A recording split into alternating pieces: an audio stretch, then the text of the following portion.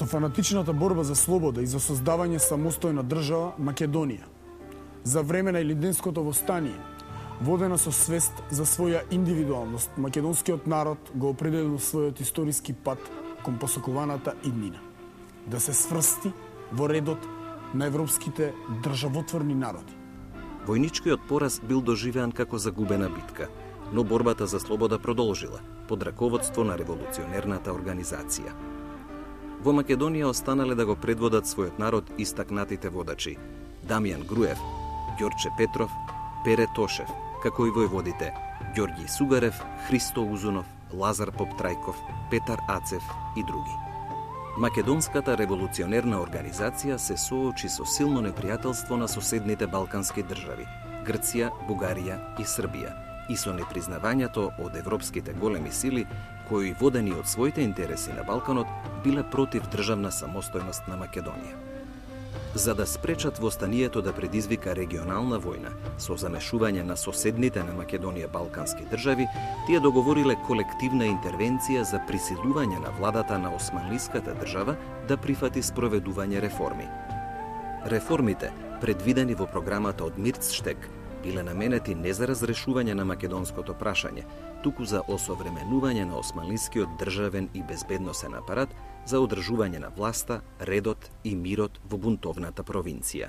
Ако ги гледаме резултатите од она што го направи Македонската револуционерна организација во текот на Илинденското востание, можеме слободно да кажеме дека таа не беше задоволна од постигнатото. Зошто? Едноставно затоа што нејзината цел беше политичка автономија во рамките на Османлиската империја. Факт е дека организацијата, односно востанието, беше сурово задушено. Организацијата претрпе сериозна морална и материјална криза. Заложбите за кои што таа вложи толку енергија и толку жртви не беа остварени, а меѓународниот фактор на Македонија, односно за Македонија, понуди еден концепт на реформи, познат во историјата како Мирштетски реформи, кои што всушност се дело на руската и австро-унгарската дипломатија и тие реално, ако ја цениме работата, нема за цел да ги задоволат барањата на македонското население и на Македонската револуционерна организација, туку да ја зачуват целоста на Османската империја или поинаку да кажеме да ја превенираат кризата во Македонија со понуда на едни реформи кои што треба да доведат до смирување на состојбата во Македонија. Се разбира, иако тие реформи не беа доволни, тие представуваат и своевиден капитал извојуван од револуционерната организација. Од едноставна причина што со востанието Македонската револуционерна организација се појавила и поставила како политички фактор, самостоен политички фактор внатре од Македонија, која што ги испровоцирала овие реформи. Што значи, тие го наметнаа македонското прашање за прв пат пред меѓународната дипломатија како одделно политичко прашање на Балканот. Мора да кажеме, кога го велиме ова, мораме да кажеме дека дотогаш европската дипломатија не се занимавала сериозно никогаш со македонското прашање. Значи, тоа е прв пат таа посериозно да се зафати со оваа прашање, иако нели исходот не е поволен според барањата на организацијата и се разбира според потребите на населението. Востаничкото раководство објавило дека мерките предвидени во Мирцштекската програма за реформи во Македонија на императорите на Русија и на Австро-Унгарија од 3 октомври, усвоени и од останатите европски големи сили, биле ништожни во споредба со целта на востанието и како такви неприфатливи. Затоа не му останувало друго освен да ја продолжи оружената борба за слобода.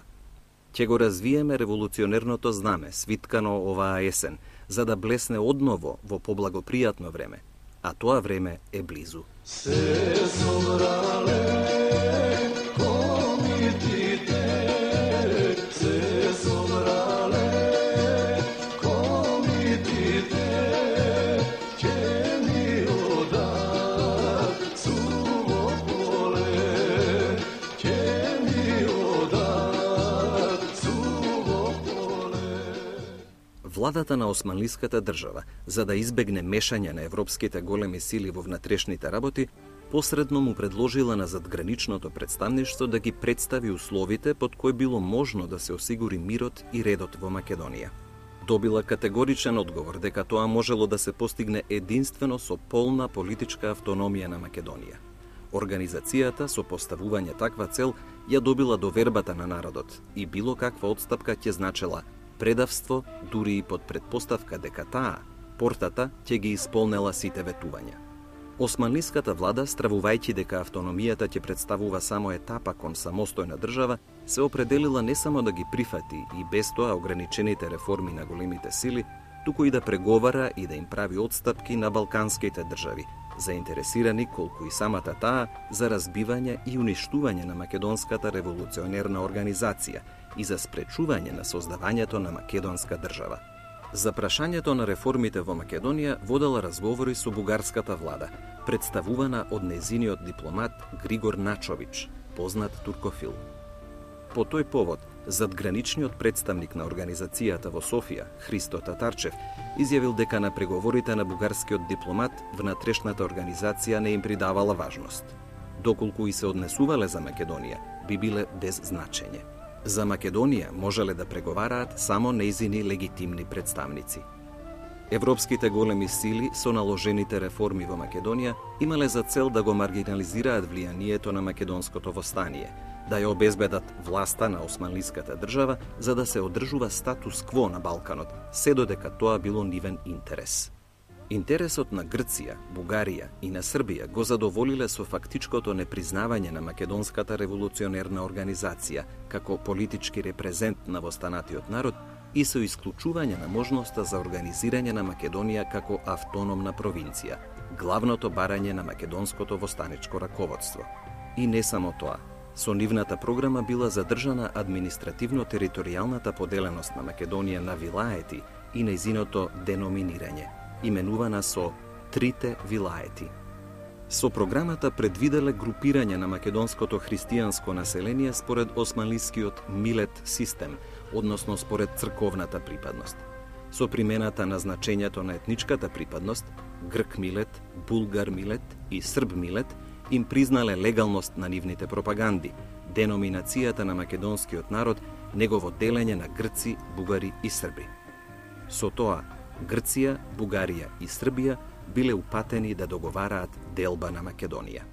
Македонската револуционерна организација се нашла под ударите не само на безбедносните сили на османлиската држава, туку и на соседните балкански држави, за нејзино разбивање и елиминирање како фактор.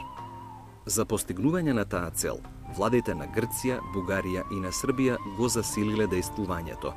Прво, за продлабочување на внатрешните поделби во организацијата, за инфилтрирање на своји агенти, придобивање раководни личности и востанички војводи со пари за создавање во Македонија нивни организации раководени од комитети и одбори.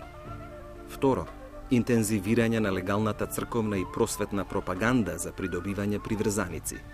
И трето, содејство на владите на османлиската држава за откривање и ликвидирање на раководители и војводи за разбивање на организацијата. Црно му било пишано на Александре Турунџе, 16 годишен војвода на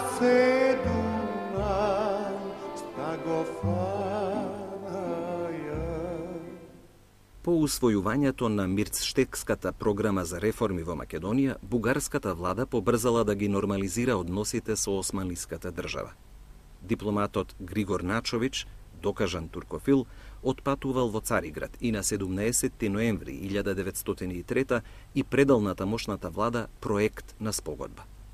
Во почетокот на април 1904 година бил постигнат договор подпишан на 8 април 26 март по стариот календар 1904 година, со кој бугарската влада се обврзала на својата територија да спречува постоење на револуционерни комитети, да ги спречува субверзивните активности против империјата, да ја обезбедува границата, да спречува преминување на вооружени чети и внесување на експлозив и слично.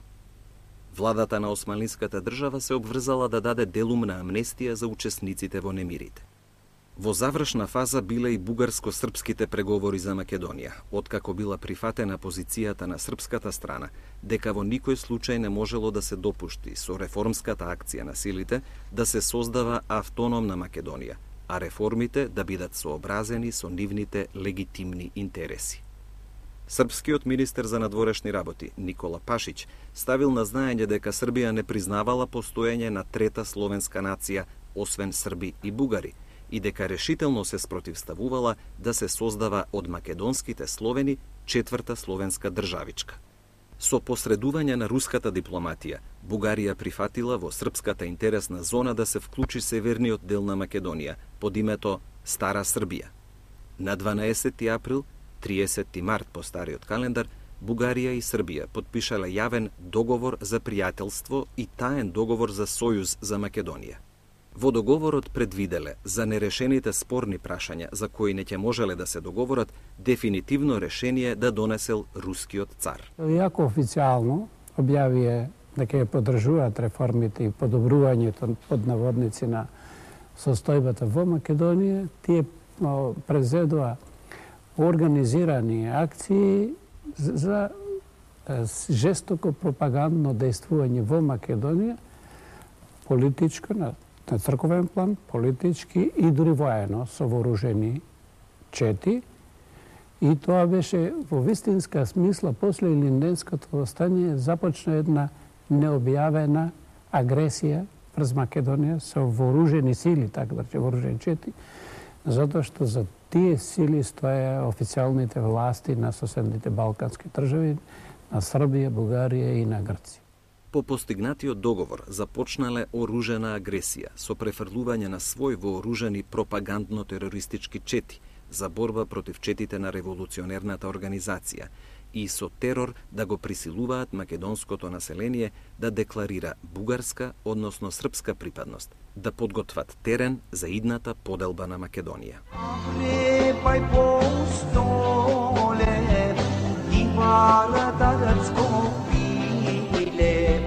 Kade si drag malo ponokno vreme,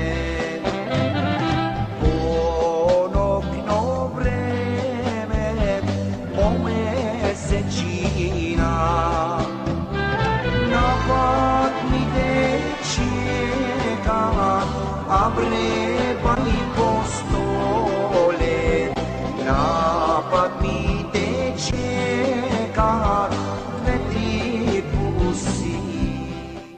Сето тоа се случувало пред многубројна жандармерија со странски офицери, раководена од италијанскиот генерал Де Джорџис и во присуство на цивилни и воени представници на 6 европски големи сили, кои во Македонија биле пасивни наблюдувачи на крвавите случувања.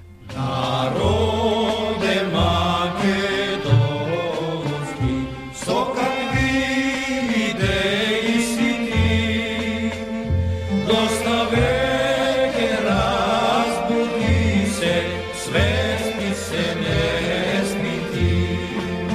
Вооружените чети од Грција, Бугарија и од Србија жестоко го тероризирале мирното македонско селско население, за да воспостават контрола, а грчките вооружени чети, андартите, применувале и масовни колежи во село Зеленич, Леринско во 1904 и во Загоричане, Костурско во 1905 година. Исклаја жени деца во село Загоричани, а пред аскело турски фарлајте оружјето, а пред аскело турски фарлајте оружјето. Владата на османлиската држава во услови на меѓународно присуство се воздржувала од преземање на воени операции во Македонија. допуштала дејствување на пропагандите на балканските држави и нивните вооружени чети за да го разбиваат единството на народот, да и нанесуваат удари на револуционерната организација за спречување на македонската ослободителна борба. Османлиската влада сметала оти со нивно спротивставување, сите тие своите сили ќе ги исцрпуваат во меѓусебни вооружени борби. Македонската револуционерна организација била во криза по претрпените големи загуби.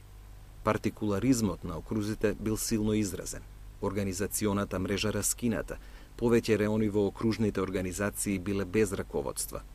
Наоружената агресија на странските формации се спротивставиле реонските и местните вооружени чети во револуционерните окрузи во реоните на нивното дејствување.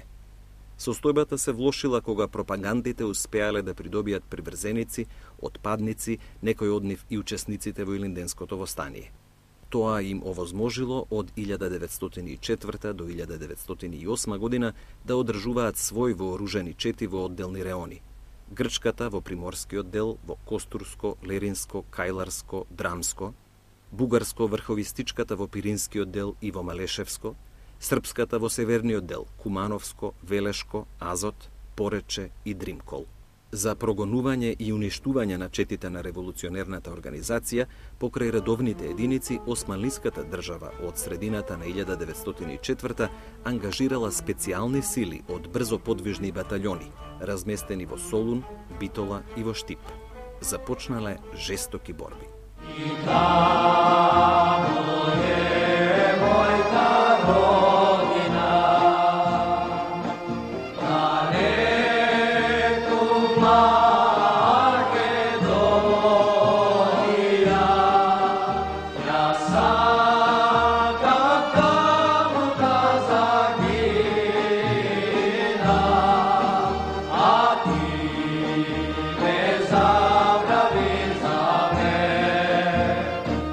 На 24 април 1905 година во село Цер, Кичевско, била обколена четата предводена од војводата Христо Узунов, на која и се придружил и крушевскиот војвода Ванчо Србаков. Во борбата загинале војводата Србаков со еден четник, а сите преостанети 11 комити со војводата Христо Узунов се само застрелале.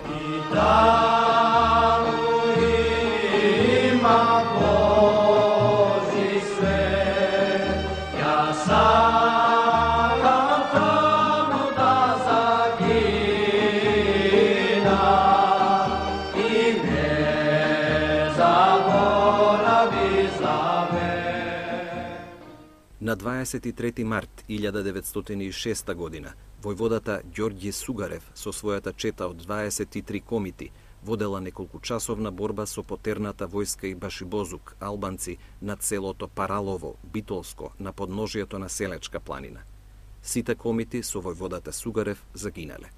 Дивното херојско загинување е опеано од благодарниот народ. Заплакало е Мариово, заплакало, за тој ми Ѓорги, Ѓоргин Цукаре. Каде си Ѓорги сега да дојдиш, леле да дојдиш, од душманите да не контролиш. Каде си Ѓорги сега да дојдиш, леле да дојдиш, од душманите да не контролиш. Неколку месеци после тоа, на 23 декември, во борба кај село Русиново, Беровско, загинал и Дамјан Груев. На 14 јули 1907 се случила крвава целодневна битка на чета од 54 македонски комити и приближно 3000 османлиска војска во местноста Ножот, планина Бабуна. Во борбата загинале повеќемина од комитите, преостанатите 45 со последните бомби извршиле колективно самоубиство. По наредба на командантот Енвер Беј, османлиската војска истрелала почесни плотуни за херојското загинување на непријателските борци.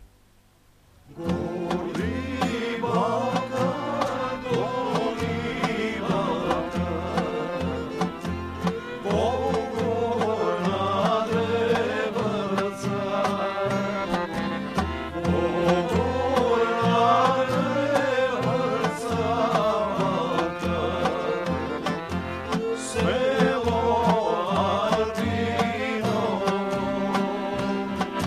народот пее за оној кој што му е близок, кој што го познава и кој што се јавил како заштитник негов од турската власт или кој го повикал на востание. Тоа било недоволно за одбрана на територијалниот интегритет на организационата територија.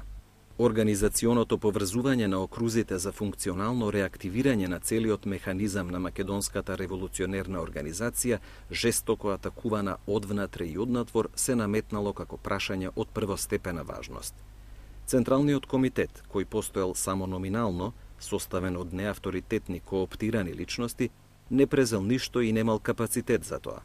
Состојбата била отежната со поделеноста во окружните раководства по прашањето на идното внатрешно уредување на организацијата, раководењето и можното редефинирање на целите. Проблемот настана со кризата што се во раководството на Македонското револуционерно движење, односно во Македонската револуционерна организација. Поларизациите дојдоа уште повеќе до израз.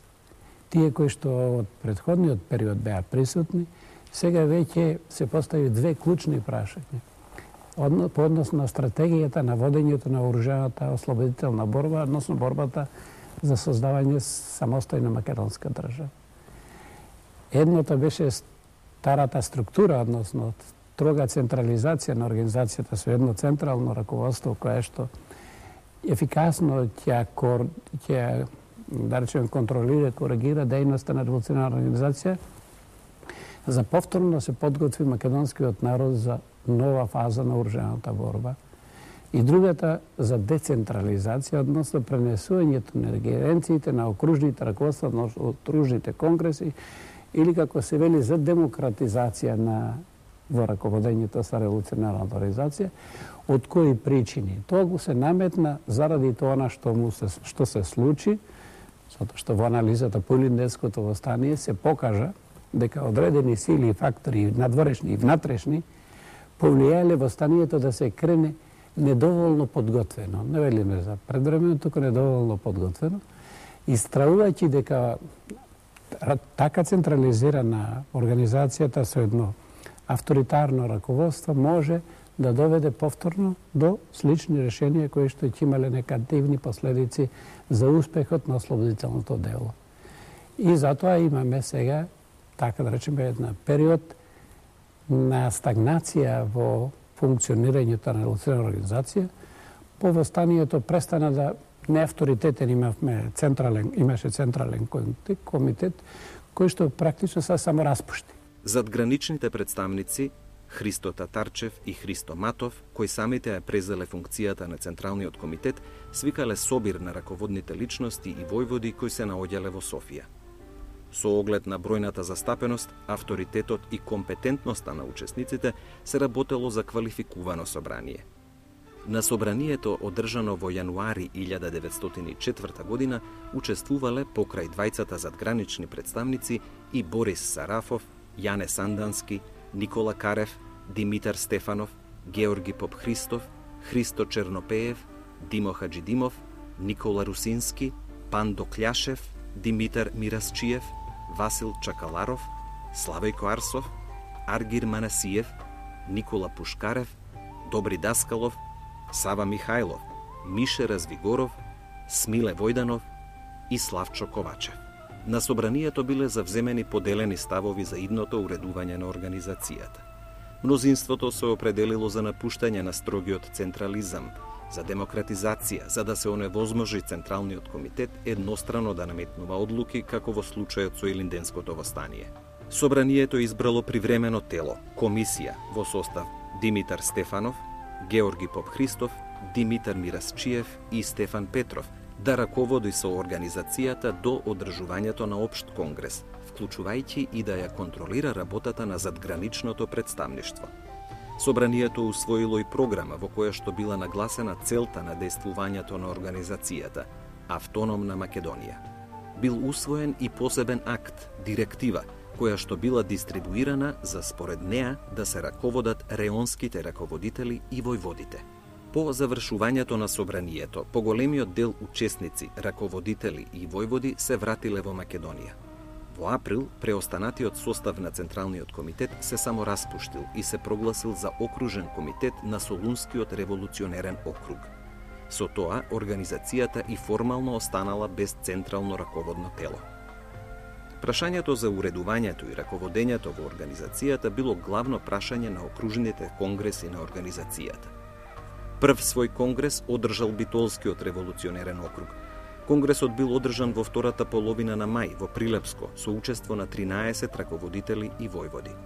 Учествувале Дамјан Груев, Ѓорче Петров, Пере Тошев, Георги Попхристов, Петар Ацев, Христо Узунов, Ѓорѓе Сугарев, Никола Каранџулов, Ѓорѓи Пешков и Јордан Тренков.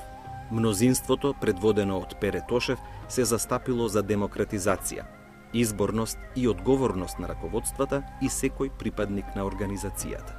Дамјан Груев ја бранел предвостаничката строга централистичка поставеност и хиерархиска надреденост на органите и телата за ефикасно раководење и дејствување на целата организациона територија.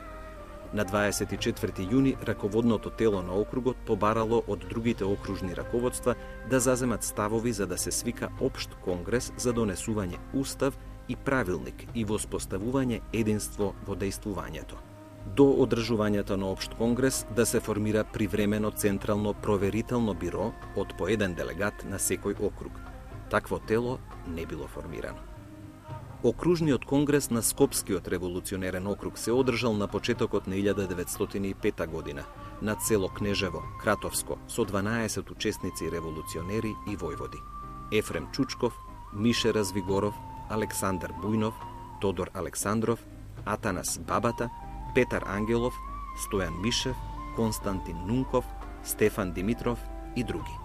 Конгресот донел одлуки за еднострано спроведување без усогласување со другите окрузи, со што било најавено сепарирање на округот. Конгресот ја потврдил приврзаноста на принципот на самостојност, тоест независност на организацијата, за автономијата на Македонија, незиното остварување со самостојна револуционерна борба со своите организациони сили. Расправал и за горливите прашања, надворешните влијанија и односот спрема пропагандите. Ја прифатил директивата со дополнување дека организацијата ќе ги прогонува сите срби, македонци придобиени од српската пропаганда, како што ги прогонуваше врховистите во 1902 и 1903. Бугарската влада ја користела состојбата во организацијата за продлабочување на поделбите, за создавање внатрешни фракции и со акции на врховистичките чети да ја ликвидира организацијата. Вооружените чети на генерал Иван Цончев навлегувале во североисточниот дел на Македонија за преземање на организационата територија. Во пролетта 1905 година акциите ги пренеле во Серскиот револуционерен округ. Капетан Јордан Стојанов добил задача да го пронајде и да го убие Сандански, бранителот на самостојноста и независноста на организацијата.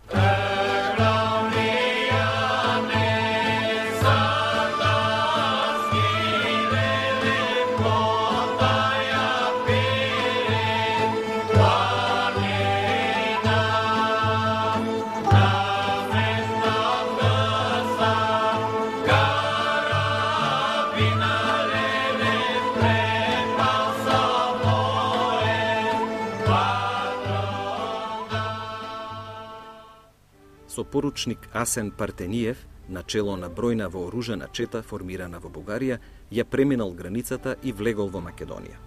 Во Мелничко неговата чета била откриена и пресретната од чета на Сандански. Во борбата кај Кашина била целосно разбиена. Поручник Партениев загинал со повеќемина четници, а капетан Стојанов, ранет, успеал да се спаси. Пред крајот на септември 1905 година се одржало советување на делегати на окружните конгреси на кое било одлучено општиот конгрес на револуционерната организација да се одржи во Рилскиот манастир. Конгресот се одржал во манастирот во октомври со учество на 22 делегати од сите окрузи. Битолскиот округ го представувале Ѓорче Петров, Пере Тошев, Георги Попхристов, Борис Сарафов и Павел Христов. Скопскиот округ Дамјан Груев, Мише Развигоров и Петар Кушев. Солунскиот округ Добри Даскалов, Аргир Манасиев и Борис Мончев. Струмичкиот округ Христо Чернопеев, Иван Илиев Ајдински и Мануш Георгиев Турновски. Серскиот округ Јане Сандански, Лазар Томов, Тодор Поп Антов и Илија Балтов и уште тројца представници на Одринскиот округ. Конгресот заседавал под председателство на Дамјан Груев и усвоил устав, правилник и резолуции. Револуционерната организација со Илинденското востание јавно се легитимирала. Префиксот во името тајна го загубил своето значење, затоа се преименувала од ТМОР во Внатрешна македонско-одринска револуционерна организација, ВМРО, за да се експонира како самостојна македонска организација. На Конгресот Иван Гарванов и Борис Сарафов биле обвинети за тешки дела против интересите на организацијата, со кои се загрозувало ослободителното дело, квалификувани за предавство. Нивната вина била констатирана и со примена на одредбите на правилникот.